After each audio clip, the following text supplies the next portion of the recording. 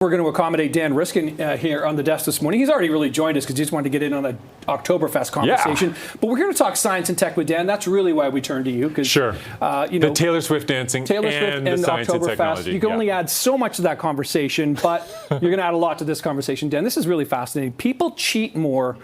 We're not talking about romantically cheating. We're talking about work and exams, etc. If AI does the dirty work, explain why this is. There are lots of experiments, psychology experiments, where they ask people to do things, and people are in a way, it's set up so that they're able to cheat. Okay. And you can't see them doing it, but you can look at the statistics afterwards and say, wow, they did way better than they should have by chance. They clearly cheated. One example would be roll the dice at your desk and then put on the computer what you rolled, and the higher the number, the more you get paid. Okay. And so you can type whatever you want. Nobody's actually looking at you. Yeah. And so we have good measurements of how much people cheat in those kinds of situations and what kinds of tweaks can make people cheat more or less. Turns out if you say to somebody, you can use AI for this task, the more they're using AI, they asking the AI to look at the rolled number and then report the number for you or whatever it is, if people are saying, using AI for that task, they will cheat way more.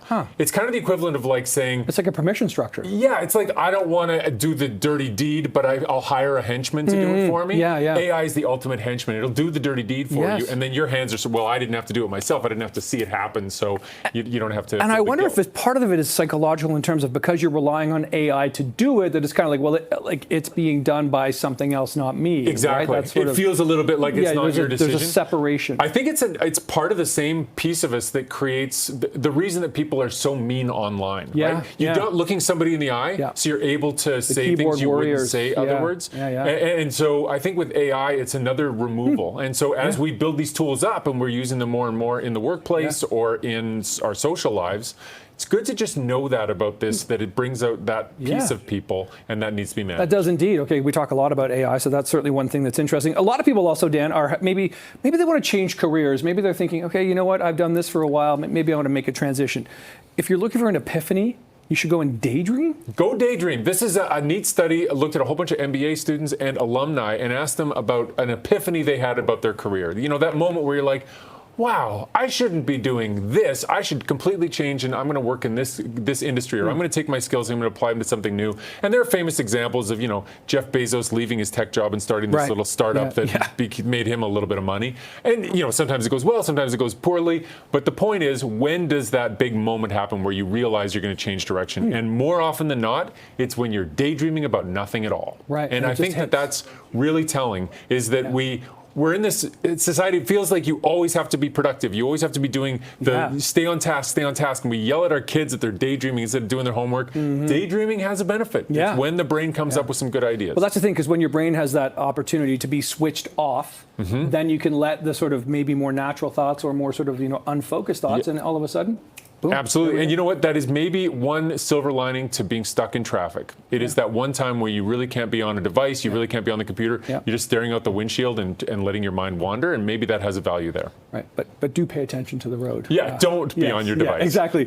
In the meantime, I'm a huge shark freak. And so I picked this topic very specifically.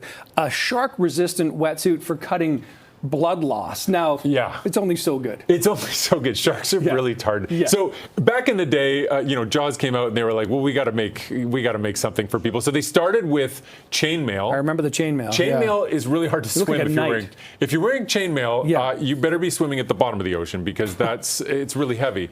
They're making new wetsuit materials. There are 4 different ones that went into the study. They're all proprietary, and they basically dragged these things behind a boat and got sharks to bite them, and then measured how okay they were compared to the things that didn't have the neoprene. Right. And what they found is for the big bites that would really cause a lot of blood loss, they actually do a pretty good job. And so we may be seeing more and more of these shark-proof wetsuits in the near future, because I know you like sharks so much, you're probably going to go swimming with them. And I know you are going to be doing that coming up in the Galapagos Islands, which I'm super envious of. I'm glad you're getting the opportunity to do this. But, again, we go back to this. Cutting blood loss is one thing, which maybe doesn't create sort of a frenzy or sort of, a pool of blood in the water. But if you get bitten by a great white or a bull shark or a tiger shark, it could still break bones. It could still do some serious damage. It can, and it's rare, but what typically happens is the shark mistakes you for a sea lion. It takes a bite, says, oh, you're not a sea lion, and then lets you go, but then you bleed to death. Yes. So now you would bleed less, and so this might prevent that. But where I'm going in the Galapagos, hammerhead sharks are what I'm hoping to see. Okay, take video. I'm going swimming with them. I'll take video, and I will not have one of these wetsuits on. So I'll be the control group just for this one. Speedo? Is that The sharks will be swimming away like, no, I don't need to see that. Oh, it's a lot of white skin. Yeah. Okay. All right, Dan Riskin. We'll see you in a couple of weeks then, because I know you're obviously on your trip. So we'll see you back, October 27th? Yeah, something like that. Yeah. Somewhere around there. Okay, Dan, pleasure. Appreciate this. Thank you.